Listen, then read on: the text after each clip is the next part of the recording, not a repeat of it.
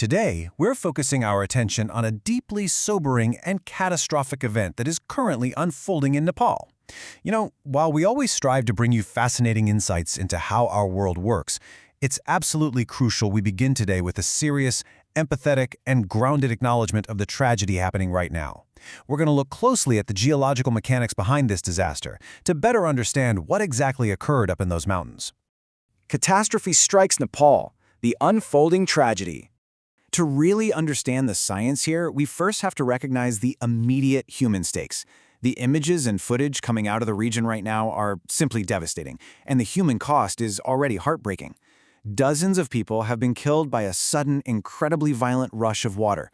Literally in an instant, communities were torn apart and families were forever changed.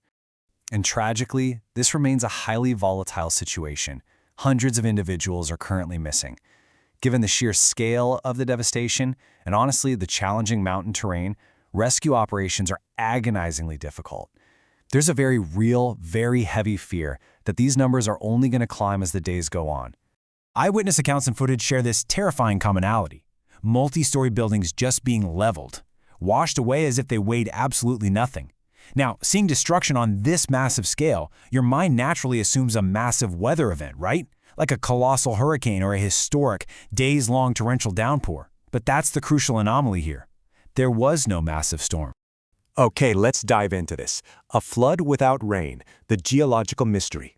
Which brings us to a central, glaring question for this explainer. How on earth do you get a flash flood without rain? To be perfectly accurate, there had been some scattered showers in the area. But meteorologically speaking, it was nowhere near the sheer volume of rainfall required to trigger a massive, destructive deluge capable of leveling concrete buildings.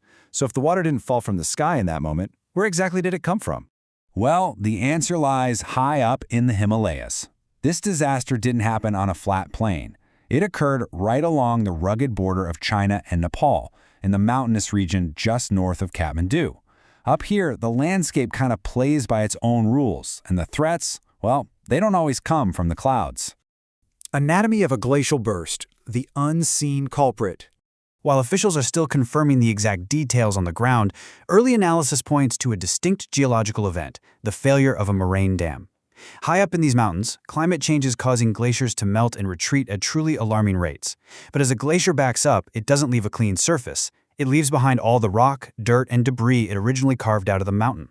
All of that heavy debris settles and forms a natural barrier, a moraine dam. Behind this wall of loose rock, a brand new glacial lake forms from the melting ice. The big problem here? These dams are incredibly fragile. This creates a catastrophic chain reaction. Now, what's really interesting about this step-by-step breakdown is how a secondary trigger causes the cascading failure. First, as the glacier retreats due to a warming climate, that fragile moraine dam forms, holding back tons of meltwater. But it often takes a secondary trigger to actually cause the disaster. Imagine a sudden mudslide from the unstable mountain peaks above, spilling directly into that fragile glacial lake. That massive sudden displacement of water is just too much pressure for the loose rocks holding it back. The moraine dam completely breaks, and boom, all that contained water is released in a single catastrophic burst.